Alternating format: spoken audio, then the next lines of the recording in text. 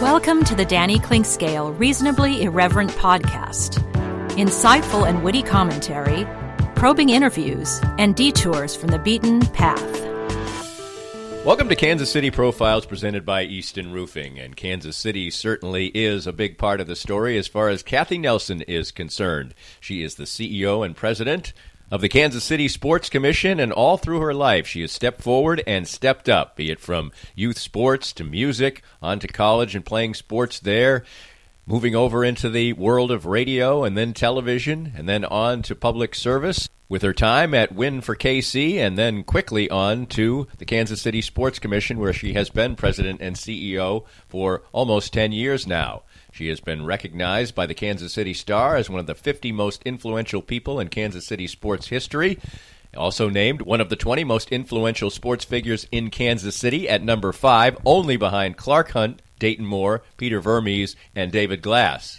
She talks often about wanting to be in the number 1 chair, the lead chair, be it playing the flute, playing point guard in basketball, being a setter in volleyball, all the things that show leadership, and she obviously has handled those with incredible aplomb. Always a bundle of energy with a smile on her face, Kathy Nelson has always created goodwill in the people around her, and that has gone to stand her in incredibly good stead as she works to bring some of the biggest events in sports to Kansas City, be it the World Cup, the NFL Draft, and on and on and on.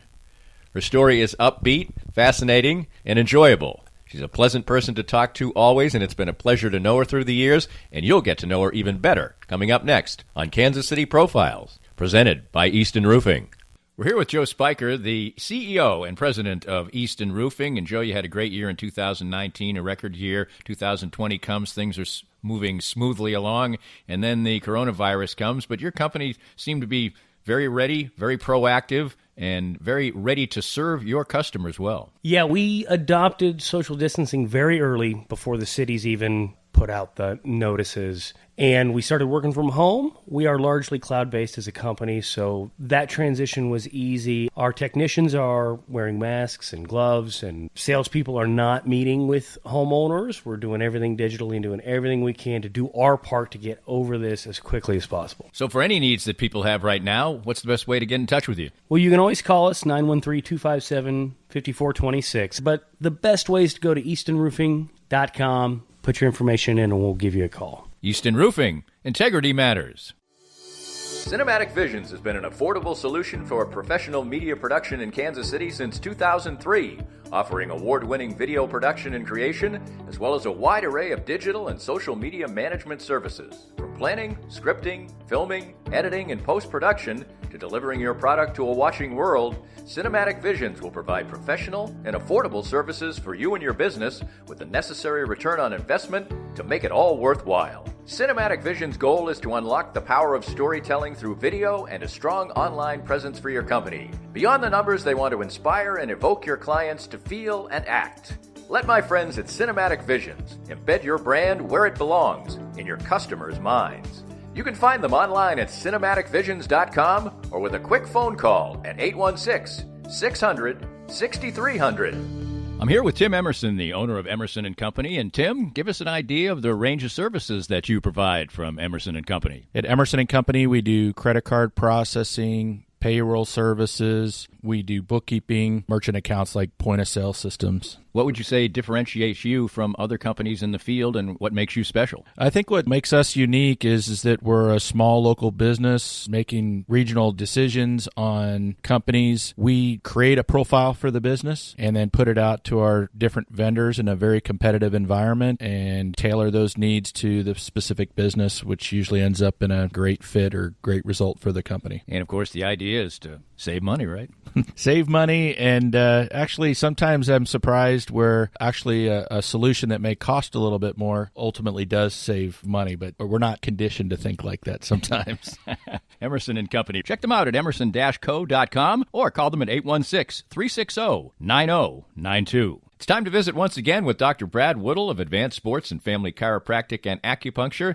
And Dr. Brad, your group has reached a significant milestone in receiving a prestigious award. Danny, we've been honored for the 10th year in a row to receive the 5-Star Service Award from Integrity Doctors. And what this means is that all of our offices throughout Kansas City have made sure to give people excellent chiropractic and acupuncture care, be on time, and do a very complete and thorough job, and have great responses back from patients. I know firsthand because I was just treated, for instance, today by you. You have a wide range of fantastic services. Absolutely. Chiropractic, acupuncture, physiotherapies, rehab, anything that you need to keep you well in bones, muscles, joints, and nerves. And I can't say how much it's benefited me in the time I've coming here, upwards of 2 years. My back has improved 100%. And you can have that same kind of treatment too. For more information and your chance for a healthier way of life, visit asfca.com/Danny today.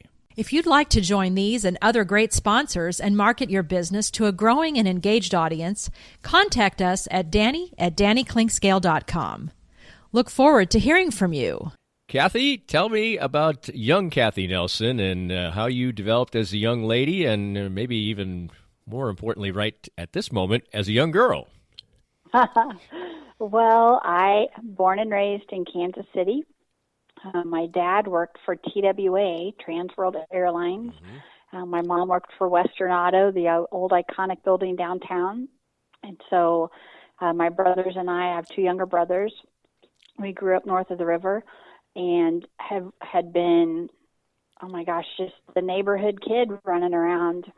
My parents always encouraged us to participate and be involved, and they were volunteers in everything we did, from our school activities to our sports teams, to our church, and even at their companies. My dad was president of the Employees Club for TWA, and my mom was very active in her role at Western Auto, and then later on she changed to Farrell Gas up in Liberty.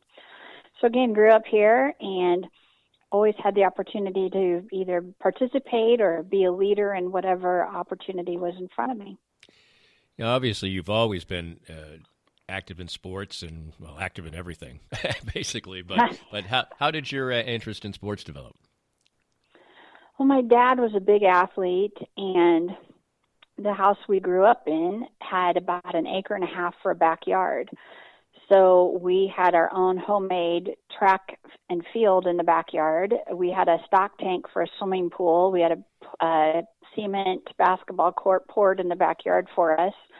And the clothesline also played second to a volleyball net. So we never didn't have an opportunity to play. My mom had been a fencer, so her fencing equipment would sit around the house.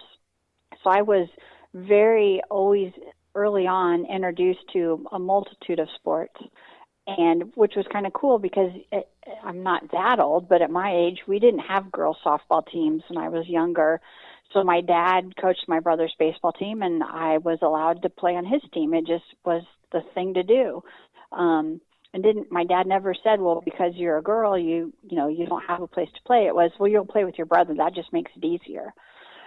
So they just always provided me opportunities to participate. And I went to a small parochial school, Holy Cross Lutheran, in Kansas City North, behind the old Antioch movie theater up off Inglewood Road. And there we formed girls' sports teams where we, the boys, of course, had basketball, but we ended up forming a girls' basketball team where I played point guard. We formed a girls' track and field where I ran every distance and did everything you could through that. So I, again, was always at the forefront of whatever was happening. And I think one of the life-changing times for me came in my sports career when at our elementary school or middle school, the girls' basketball team would get on the bus and we would drive to our game. And then if we played on the team, it was required that we stayed and became the cheerleaders for the boys' games. So we would get there right after school, play our game, and then be required to stay and cheer for the boys. I overheard my dad tell our principal in a very kind, soft manner, and he said, if the girls are required to stay and cheer for the boys should be required to come right after school and cheer for the girls. And sure enough, the next week at our girls' basketball game, the boys that played on the boys' basketball team showed up to sit in the stands and cheer us on. And I thought, boy, that's crazy how my dad, a soft-spoken, very tall man, could make an impact like that. And that always stuck with me about the importance sports plays in your life. Did that start to be a germination of the fact that you would become such an advocate for women's sports? Maybe. I didn't really think about it that way, but Right. but yeah, I mean, what's fair is fair, and my dad just wanted to provide an equal setting, and I do think that's important, and probably formed early on the importance of being willing to do both. And I do think it has been important in my career as I've grown to really be that sounding board and supporter and advocator for women and girls in sports. So tell me about rolling into your teenage years and where sports and life took you. Well, I attended Winnetonka High School right by World of Fun. Had been playing pretty competitive volleyball and basketball, and actually did not make the team at Winnetonka, so I continued to play for my club. And very involved in high school. I was in the marching band, concert band, everything you could think of. First chair, that was my deal. I didn't want to play if I wasn't first. So first chair flute for my older high school years, and then ended up selecting Northeast Missouri State University, Truman State, up in Crooksville, Missouri. And participated in volleyball up there, and then also in band. So, again, always had a door open for me, always had a way to participate, a way to engage, and played intramural basketball up there as well, and had a blast with it. You continually say, I don't want to do this unless I'm first. I was always in a leadership area. I always took the lead in this. Where do you think that leadership streak came from? Definitely my parents. They were never very vocal about it and were not pushy whatsoever, but grades were important, activities were important to them. There was never you can't do that. It's let's figure out how you can do that. And I think a few of my coaches early on saw something in me. When we went to form a girls basketball team, I was the one that helped teach the positions, picked out the uniforms, and I think there just was that natural fit of, well, let's ask Kathy. She'll jump in and help us figure this out. And my parents always encouraged that. I would see my mom, my dad would be home from work before my mom, and he would have dinner ready for us, and we'd sit around the table and talk and, tell us about your day, what had happened. And I think that I always saw them as leaders, whether it was in our household, in a volunteer opportunity, or in their jobs. And it was never, again, pushed, but it was always encouraged.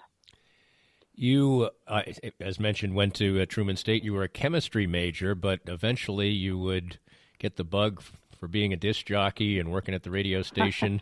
How did that develop as somebody who was a chemistry major? That sounds like somebody who wants to be maybe a doctor or something like that.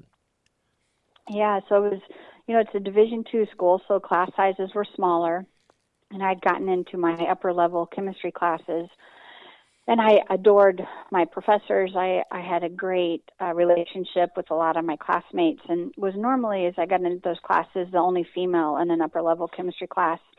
And one of my professors says, gosh, I don't know what to do with you. You're a girl. And I didn't take offense to that. I'm like, oh, yeah. He's like, he said, I guess you'll student teach. I thought, oh, of course, I could do this. So I student taught, and it was miserable. It is so much work to be a teacher. I'm not cut out for that amount of work. I'm not cut out to manage that many personalities. I'm not cut out to create lesson plans every day. It is so much work. So I back in school and was working as a disc jockey as Chatty Cathy from midnight to 6 a.m. at a lovely teeny tiny radio station in Kirksville, Missouri, Tumwell, Iowa. And one of the professors for TV and radio, I saw him on campus, and his name was Johnny Langley. And Johnny's like, hey, have you ever thought about that as a career? And I laughed, and he goes, no, really. And I immediately thought, well, I can't student teach. I don't want to be a teacher. So I went and met with him and switched immediately and found my passion. Did you, it sounds like you were really pigeonholed as a chemistry major for somebody who probably, you were a good student and you're in upper level classes. Was that just a commonplace thought that they would steer a woman towards teaching rather than going into something that men would go into? Yeah, I don't think so. I don't know that answer. I probably do not do my due diligence and challenge that. He could have been saying that in jest. It was just one of those times in your life as a young adult, you're like, oh, okay, yep, I'll student teach. And then it wasn't for me. Right. And then timeless was everything. And, ran into somebody that said, have you thought about this? And I'm definitely a what if person. I think all throughout my television career was what if, and had that opportunity like, well, what if I changed and did this? And I'm sure being a teacher, I probably would have thrived, maybe survived, but this path led me to what I should be doing today. So you did go into television, and how did that come about? Well, I had done an internship at Channel 4, WDAF-TV. It was prior to Fox Television even existing. In Kansas City, we had 3 TV stations, ABC, CBS, and NBC. So I had done an internship there and loved it. Got out of school and was working downtown at Bitterman's Candy Confection Store, trying to find my way into a radio job. And Cynthia Smith, who was an anchor for Channel 4 for many, many years, came into the candy store, and her favorite candy was Jordan almond, which is an almond with a hard, crunchy shell, like a peanut M&M, but Jordan almonds. So she came in to buy those, and I was behind the counter. And she's like, well, Kathy, what are you doing? I said, I'm trying to figure that out. And that was Wednesday. And she said, well, we have an opening in the newsroom. You should call the news director. Her name is Joyce. And so Cynthia, I believe, stood there with me as I used because cell phones, of course, were not a thing. I used the phone there at the store, called the news director. Joyce said, well, of course I remember you. You were always the one that was hands into anything and willing to learn whatever we put in front of you. Can you start Friday? And so I resigned at Bitterman's. I felt horrible. It was December. I felt so guilty because it was holiday rush for them, and I'm sure it was a horrible thing to do. And I started Friday morning at the TV station.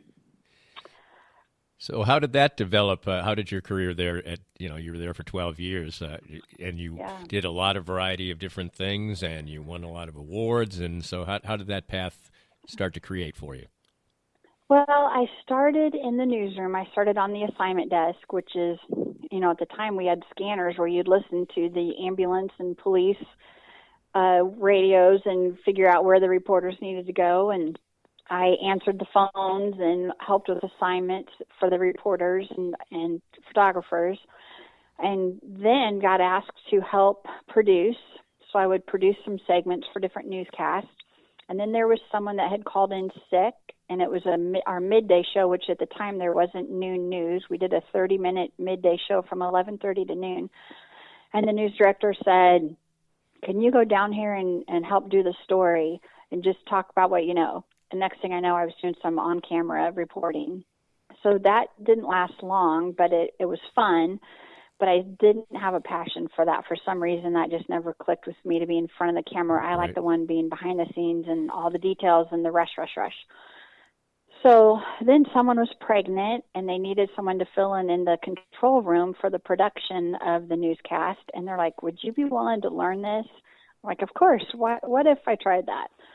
So I did, and became quickly known as Kathy Chiron. And Chiron is the graphic system for the newscast. So quickly learned and excelled at that, and then ended up in promotions, worked a little bit with the sales department, and ended up managing the creative services department, which oversees the vision, the whole setting the scene for the TV station. We did all the promos running into the newscast. We worked with the talent, helped hire talent. So it's fun to look back now on my 12 years there and to see so many people that still work in television news that either I helped hire or hired or worked with. When I go to any event we have, and if it's a news conference, I'm like, hey Dale, hey Gary, hey, and everyone's like, how do you know them? I'm like, oh, I hired that guy hired me, or I worked with that guy. So it was those years are incredible. How did the situation develop with Metro Sports and starting up what really was a very unusual thing at the time, an all-sports television station on a local level? Yeah. Oh, that was one of my heartstrings. I've only switched jobs twice in my entire career, and that was my first heartstrings jump. I was working a lot of freelance sports. So I shared I became known as Kathy Chiron and doing the graphics, and somebody said, you're so fast and so quick, and you seem to have this intuition of what's coming up next. You should work in the truck for sports. So I started working with Raycom Sports prior to ESPN being developed, and would work a lot of NCAA televised events, whether it was college basketball or the softball games and whatever, and had a knack for it, could quickly get the graphics ready or produce or, direct the talent. And I had grown quickly through freelance in my spare time, and met a couple guys in the television trucks, and got, you just form relationships. When you're sitting with someone for 12 or 14 hours in a tiny truck, you get to know that person very well. And they had shared some of their ideas about creating their own TV station and to put high school sports on TV. And I thought, I wish that had been around when I was in high school. And they had left their careers first to go start Metro Sports. And there were, I don't know, about half a dozen of them, and continued to stay in touch with them. And finally, in 1998, they had kind of started to pick up some steam. We had hosted the Women's Final Four. I was working in the television truck for ESPN, and you really should come work for us. So I agreed to come work part-time for them. So I was working during the day, or either morning side shift or night shift for Channel 4, but on Friday nights I would go help produce high school, mostly football games, some volleyball for Metro, and then worked weekends for Metro. And again, there were just a few of us, and finally they said, you should just come work for us. So I had proposed, written a business plan. They were only on the air 6 hours a week, so they would televise Friday night, and then sometimes they might take over a few hours in the middle of the week at night. It was CNN SI, the Sports Illustrated channel, and we would cut into their programming. So I ended up writing a plan to flip the station to 24 hours, and they're like, you got to come work for us. And I told my husband, hey, guess what? I'm going to take a pay cut, and I'm going to leave broadcast news and go work in cable, which at that time wasn't cool. And of course, my kids can't tell you the difference between broadcasting cable. Most people can't nowadays. But I left and went and helped launch a 24-hour television channel. It was extremely exciting and very humbling to be part of that whole process. You referenced your husband there, and for all the things that you're describing, it's amazing to me that you even had a personal life. How did you meet your husband?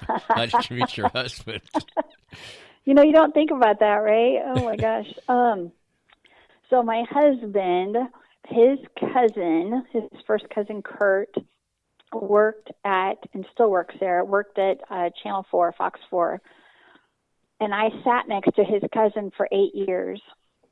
And I had been, the guys in the sports department, Kevin, Frank, Al, were always setting me up with someone. Kathy, you ought to go out with Brent. You need to go out with Dave.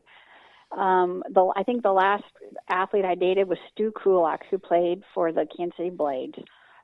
And it just wasn't me. It's not my personality. That's not my lifestyle. So those relationships never worked out.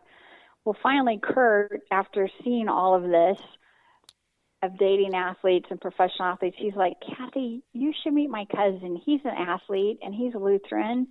He's like, you would get along great with him. And that was in March of 1992. I said, you know what? I think I want to not date for a little while, but yep, I'm interested. Set me up this summer or whatever.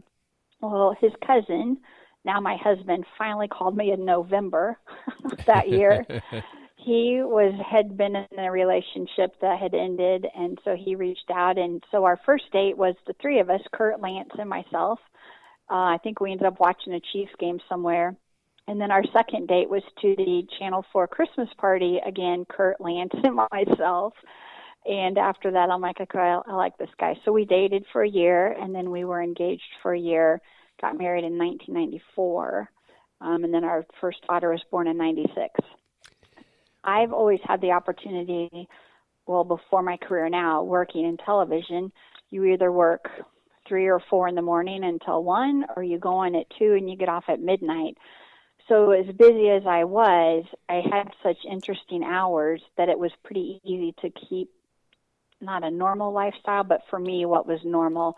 And he was very understanding about when I'd work all these freelance games, if I was working for the NBA or the NFL, you know, especially during NFL season, I was gone every weekend. There was an understanding there. So you just make it work. And obviously you have.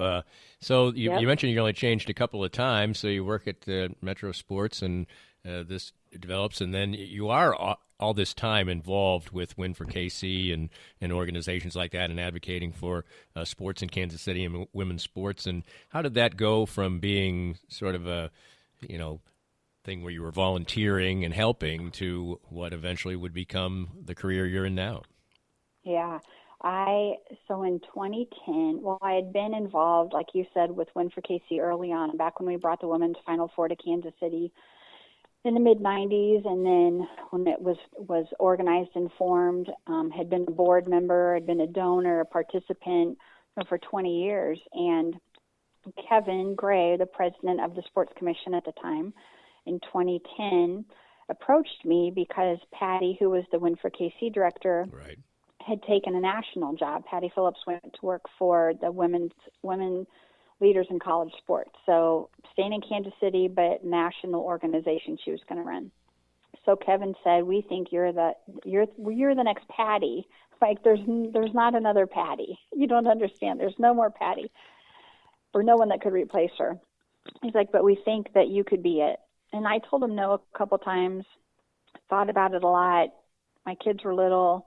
My husband was handling a lot of stuff at home. And so we sat down and visited about it. And I go, "Guess what? I think I'm going to take another pay cut."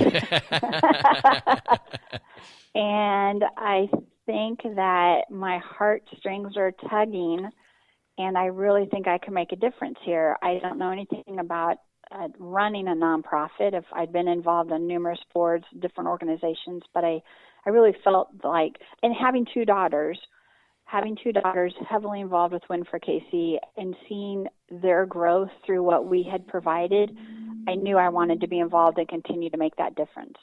So I said yes to Kevin in August and started soon after. I think I started late August, early September of 2010 as the Win for KC director. More of Danny's Reasonably Irreverent podcast after this. Firsthand, I have enjoyed the benefits of the CBD products from Canaway. My back feels better and better these days, as a major part of my routine are the pain-relieving salve and the Pure Gold oil. And recently I had the pleasure of a treatment session using the Canaway CBD in conjunction with the Microlight 830 cold laser. The non-invasive treatment session worked wonders, and I could barely tell I was even being touched. TML 830 is the first 3B cold laser to get FDA approval, and in addition, the combination treatment with CBD is patent pending. The new Smart Laser is the only hands-free cold laser in the world and is used by athletic trainers, chiropractors, MDs, physical therapists, and veterinarians everywhere. You can learn more about all the great benefits from the complete line of Canaway CBD products by contacting my friend Sherry McCants at 515-208-6312. That's 515-208-6312 to get outstanding information about Canaway. Hi, everybody. This is Matt Llewellyn from 23rd Street Brewery in Lawrence. I just want to thank everybody for supporting local restaurants during this time of uncertainty. 23rd Street Brewery is now open until this pandemic is over. And right now, more than anything, local restaurants need your help and support. Come on out and see us. 23rd Street Brewery is open now from 11:30 till 9 o'clock for dine-in and carry-out. Whatever we can do to help you out, maybe with your catering needs, too. I appreciate all the support, and thank you for continuing to shop local. Most of us have experienced auto accidents, and it's no fun. And even less fun is trying to work on the insurance aspects afterwards and getting full value after an auto accident. I'm here with David Cowan from WreckExpert.com. And David, you have an unusual and important niche for people after an auto accident. We have a passion to teach car wreck clients what they deserve. Getting your car repaired only fixes the damage and the paint. Getting paid for your car's loss in value is called diminished value. Chances are you've never heard of this before because most people aren't looking out for you. We help people collect thousands to tens of thousands of dollars for their car's loss in value after the wreck. And if somebody wants to come to you for that, what's the original assessment cost them? We offer a free review of any insurance claim to see how we can help. You can't beat that. Great expertise and assistance in getting full value after an auto accident from David Cowan. Visit WreckExpert.com and learn more. It's time now to get some great assistance on healthcare with Chad Beisel from no-nonsense-healthcareninja.com. And Chad, even your business's name would indicate that you have a real aggressive way and an important way to go after some health insurance for your clients. What I've found out in the industry is just a lot of people are really confused. They don't know what plans are good, what their plans offer, how they cover. And so I've just taken the approach of being really educated on what options are available to clients and showing them all the options that are available and making sure they understand them so they can pick and choose what options are good for them. And one thing that's really important, of course, is access to doctors and hospitals. Absolutely. That's become a big issue for a lot of people. Some of the plans out there are going to restrict those clients to where they can and cannot go. So if you live just outside the Kansas City metro, some of the counties outside, you may not be able to go to some of the hospitals up here in the Kansas City area. So making sure that you have a plan that's got doctors and hospitals and places you want to go is really, really important today. Learn more by visiting no-nonsense-healthcareninja.com and let Chad help you. If you'd like to join these and other great sponsors and market your business to a growing and engaged audience, contact us at Danny@DannyKlinkscale.com. Look forward to hearing from you.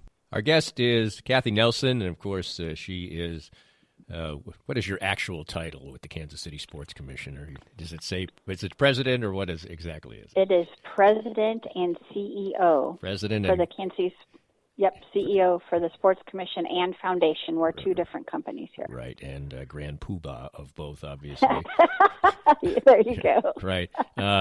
But, of course, a tragic event would change the course of that also, as Kevin Gray obviously would pass away tragically, and you hadn't been on the job long in your little window of it, and then that particular life experience would, again, change your course. Oh gosh, Danny, it's hard to talk about it still, because when someone in your life is taken like that, he was so young. He was 51 years old. So I'd started here, like I said, in fall of 2010, and I had known Kevin for many years, and probably the only person I would change my television career for would be Kevin Gray. Came to work for him, and about not quite 6 months after I was working here full time, Kevin, actually it was in March of 2011, he and I had walked over from our offices down the street to Municipal, and we walked over together to the NAI men's basketball championship, and we watched a game or two, and we were walking back to the office. And as we walked back, he was complaining of hip pain. And I was teasing him, like, oh, my gosh, you're not that much older than me. You can't be, that much pain. And he's like, no, I can't lift my leg. So we got back to the office, and there are steps leading up. Our offices used to be in a house over off 14th in Pennsylvania. And he couldn't make it up the steps.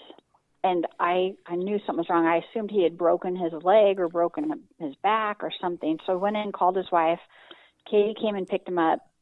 And the next week, my husband and I were going on a cruise with some friends, and we're on the cruise ship, and I get paged, or they had a note in my room maybe, and says, I need to take a phone call.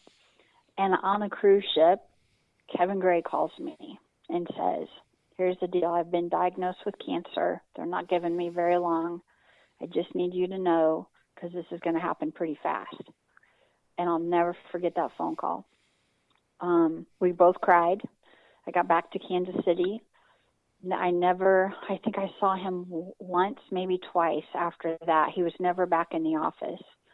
But he passed away then, might have been late May actually first part of June of muscle cancer. And it just happened so quickly, and it was it's one of those things that you just could never imagine. He was an icon in our city. So the board of directors, got together, the leadership of the sports commission got together, and we all talked about, what do we do? Cindy Smith at the time was here and had been here for a while. They made her interim president. They were going through, search process, what do we do next? So they had spent a few months on hiring his replacement, and they had narrowed down the search to a few people, from what I understand. And the board chair came to me and said, his name was Pete Siaco, and Pete goes, Kathy, here's the deal. We think you're the person that should run the sports commission. We've interviewed people. We have some great people lined up. But every time we visit with you, we all keep saying we think you're the person. So I said, no, I'm not capable of doing that job. I've had to replace Patty, extremely huge shoes to fill. And now you're asking me to consider replacing someone like Kevin in our city. So we talked about it. I told him no again. And then a few other people reached out, and I said, okay. So then I had to go through the interview process. They had a search committee of about 7 people, and went through the interview process, and then accepted on Thanksgiving Day of 2011. Well, and here I am. Yeah, here you are, almost 10 years later, a little less than 10 years later. A lot of great work was being done by the Kansas City Sports Commission, and it laid the groundwork, and now Sprint Center, what it was known as then, had come, and that makes big difference. That was a few years before. But since you've come aboard, this has been taken to another level. When you took the job, did you have sort of a mindset of, hey, we've got a good base here, but we can do so much more? I have no idea what I was thinking those first few months. I can tell you what I know what I was thinking. One, the University of Missouri was leaving the Big 12 Conference, and I was quite panicked that I had said yes to this job, and the pressure of keeping the Big 12 in Kansas City would fall on my shoulders. Right. So I was very nervous about that. 2, Kevin had passed. Our city was still grieving the loss of such a great guy. And 3, I had a handwritten note that I still keep in my top desk drawer from Kevin, a handwritten note from him. And it says something to the effect that, when I know you're a highly successful community partnership person, you're always in between the home run. And he said, my concern about next steps is not, I can't remember, something about it's not so scary because I saw the potential in you, and you were my first choice all along. And I just kept thinking about that. So I don't think what your question is about, did I see the potential organization? Certainly not at that time. I was still trying to understand the organization and learn what we did. My thoughts those first few times was, I miss Kevin. How am I ever going to replace him? And how do I keep the Big 12 in KC? And obviously that happened. And frankly, when the whole process was going on, I think I've openly said it on the air that it didn't make much sense for the Big 12 tournament to be in a state that didn't have a school for it, but because it's so unique and obviously it's a border city. But you were that had to be a big stumbling block in your initial challenge in that organization. Of course, it was, but the stumbling block wasn't that they were going to play in a state where there wasn't a school. The stumbling block was I had to form relationships with people I had no idea of their background, I mean, they didn't know me, I didn't know them. They needed to quickly trust me, and I needed to quickly figure out what the heck we were going to do and how to renegotiate a contract.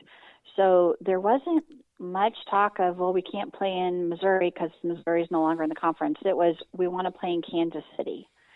So then it became, how do we keep them in Kansas City? How do I get to know, at the time it was Dan Beebe as the commissioner. Right.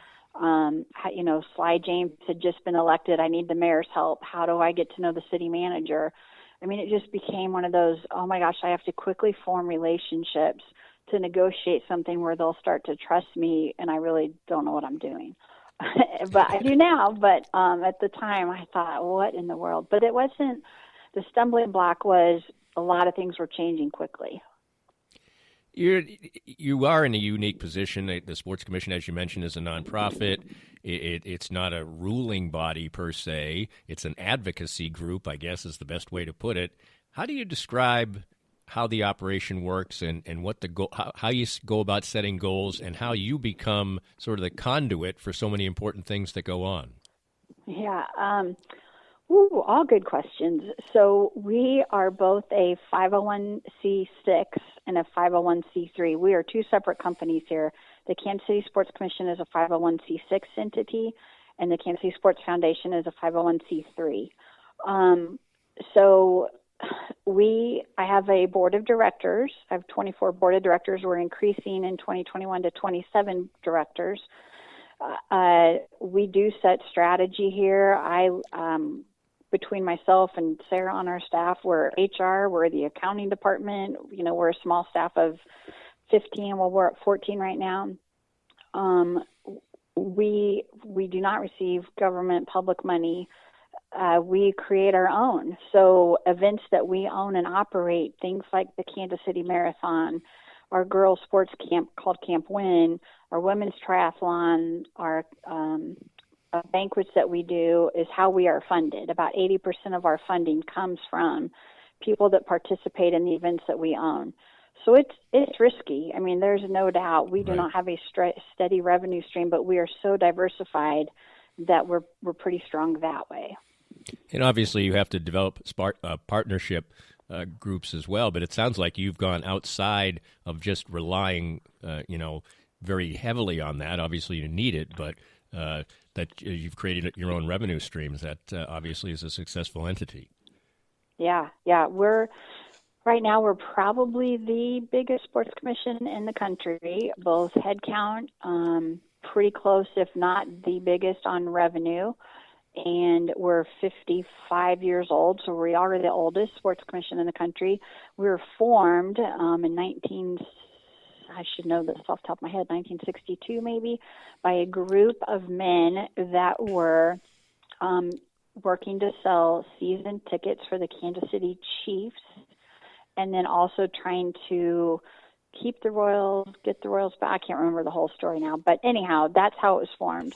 And then years later, started to realize in the 1980s, well, wait a minute, there are opportunities to bid on and host these amateur events. So they formed a 501c3, the Sports Foundation, which is what things like the Big 12, the NCAA run through as an amateur sports event. As we look around the country at our peers, we're very different in that we're not tied to the mayor's office, to the chamber, to Visit KC. We're our separate own entity, and we're stronger because of that. And how do you sort of get the authority to be the person that someone say? Let's use as an example the NFL draft. If you're trying to go about getting the NFL draft, how are you the people that the NFL is dealing with in concert, obviously, with civic officials and the mayor and things like that? How does that work? Yeah, well, most cities have a sports commission, again, funded and connected differently. But our city being different as a standalone organization, you still need us to facilitate. There's not like another group that does that. Right. So sports commission is the one that creates opportunity, facilitates, negotiates, hosts, plans, all of those details. When you think about what we do on a daily basis, we're much more of an event company. Mm-hmm. So the NFL draft is an event. So we're a sports event company, organization. And when the NFL is looking for someone to help create that idea and the city needs someone to pitch the idea, that's where we play that role. And I wouldn't say that it's written on paper somewhere that the Sports Commission has to be the one to go down and bid on NCAA or World Cup, but that's how we play that role in our city, driving that overall strategy for our city by creating and raising the visibility of our region through sports. So we've become that go-to entity, which is great, that anything, everything dealing with sports, everyone just knows to pick up the phone and call. Good and bad. Obviously, you referenced the World Cup. And I think that people here, generally, soccer is very much a growing entity in the United States and is really reaching great heights, and Sporting Kansas City obviously has elevated that as well. But I think that there's a lot of people who would think, well, the NFL draft, man, that's about the biggest thing you could ever do. The World Cup is the biggest sports event in the world. I mean, that's right. So what is it like to be involved in that particular process? What is it like? It's stressful. No, it's extremely exciting. So we're an events company, but we're also that connector for everyone. So things like the World Cup, we're the connector between FIFA, U.S. Soccer, the mayor's office, the governor's office, Sporting KC, and the Chiefs. I have daily meetings right now. I've been on the phone a few hours already today between the attorney with the city manager's office, U.S. Soccer. We're trying to work through a human rights worksheet that's due back. We have airport information due back. So there's always something with World Cup that's in the mix. We just become that facilitator and connector to everyone. The World Cup work comes out of our office. The bid materials right now are coming out of the Sports Commission office, but that doesn't mean that there are 50 people behind us from everyone at Sporting KC, and again with the Chiefs and Arrowhead and the city, working towards one direction of being that host city in 2026. And it is the world's largest sporting event, and it could be the world's largest event. Yeah, absolutely. No question about that. And this is a time where everything changed this year, and your job sounds like it's ultra stressful, although right before we get on to and started the interview, you said you were having a busy day and that's the way you like it. But the unbelievable challenges in the world of events in this particular year, that's got to be exponentially difficult. Oh my gosh. Well, and everyone's going through that, not just right. us. But to be in the middle of all of it, from being in the basement of Sprint Center when the decision was made to cancel the Big 12 men's basketball championship and the women's championship, which for the first time was back in Kansas City this year since 2012, it was heartbreaking. And it's heartbreaking to see the athletes. As the Texas men's basketball team came off of the court when we decided to cancel, and they were crying. That was hard. That was really hard emotionally. These guys are 2 feet taller than me, and I see their tears dripping off their cheekbone. It was such an emotional time. And I told the commissioner, it's not only heartbreaking to see those athletes, that some of them were ending their careers now all of a sudden, but also it was hard to understand and appreciate. That meant the servers at Johnny's Taverns are not going to get tips. That means the hotels were going to lose rooms. And it was just one of these things, like the decision was made amongst a few people, and then you're like, oh my gosh, the ramification of this. And then we all thought, we'll see you back in 2 weeks. Right. And now it's like 2 months, 6 months. It has been hard. Things like the World Cup are very stressful right now because they should have already been here for site visits. We should have been on a massive site visit tour of our city with people from all over the world, showing them how great we are. And the decision was to have been made in October of which cities would be the actual hosts. So that's not happening. That's been put off for probably a year. Now we just have all the paperwork due, but the actual in-person site visits, who knows when we'll be able to get the people over here from Switzerland to tour. It's just crazy to think. The NFL, we were the kickoff city this year, which was somewhat of a quiet behind-the-scenes awarding of that. Right. But that's an event where they go into your city. And it's not always a Super Bowl city, but it's where they come in, and it's a day and a half of parties and celebrations and concerts to kick off the NFL season. And boy, we worked on that for 5 months to just all this, every week was like, okay, well, now we can't do that. Well, now we can't do that. Well, now this isn't going to get better, so we got to go this way. So everything's been, I had somebody tell me early on in the summer, oh, you work in sports, you must be bored. Like, oh my gosh, everything we do is times 10, because everything we touch, every event we plan has to be planned so many different ways because you don't know what's going to stick and what you can and can't do. What do you like to do when you're in the little bitty time that you're away from your work? You mentioned you went on a cruise at one point, and obviously you're still an active person. But what kind of things make you tick to get you away from it all? Well, we love to vacation or to travel. We're big into traveling. That's not happening for anybody, really, but we do love to travel, and love the lake. Spend a lot of time at the lake. And just, I'm perfectly content next to a campfire or with a book out on the dock. I love my quiet time, and it's crazy. I like to do chores. So there's Al Wallace, past sports anchor at Channel 4, always jokes about, are you picking up sticks? And mostly on a Saturday morning, I probably am picking up sticks, doing yard work, things like that. What do you think the future we don't know what the future holds as far as COVID is concerned, but somehow, some way, in maybe a year, maybe 18 months, that'll be past. What kind of things? Obviously, the World Cup's in 2026, so that's a long time off. But what kind of things are making you tick right now? Well, October 14th, we just found out the NCAA awarded their championships.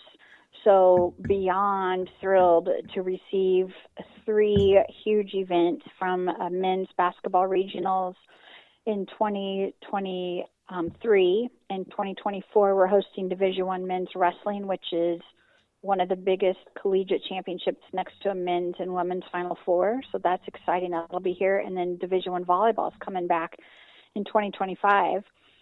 We sprinkle in the NFL draft in 23, hopefully World Cup. No matter what happens, we're World Cup City with some type of activation around World Cup in 2026. But I think for me, those are all great, and that's a big deal for our region, and the economic impact of our city will be massive for all of those. But for me, the other thing that makes me tick is when we do our camps for girls, and I see 1,000 girls ages 6 through 12 learn lacrosse and rugby and Zumba and softball. Some of these girls would never be introduced to other sports or any sport, let alone a sport that maybe they're not accustomed to playing. That's what I really get excited about, is that we're providing opportunities for people in our city to participate, for kids in our community to be active. That's where I get excited.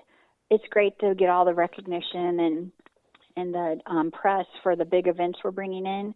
But when I see a young lady, Carmen, that I've gotten to know, she's been with us since she's been a camper at age 6, now in high school, and she's going off to college, and she can tell me sports played a role in my life, and I got to be introduced to those sports through Camp Win, then I know we're doing something right. And I really hope in those next 6-10 years of my career here that we're making those opportunities bigger and better.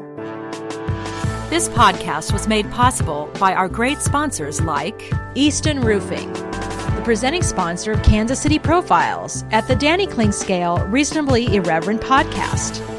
Easton Roofing, where integrity matters. We hope you enjoyed the latest Danny Kling Scale Reasonably Irreverent podcast. Come back soon for something fresh and new.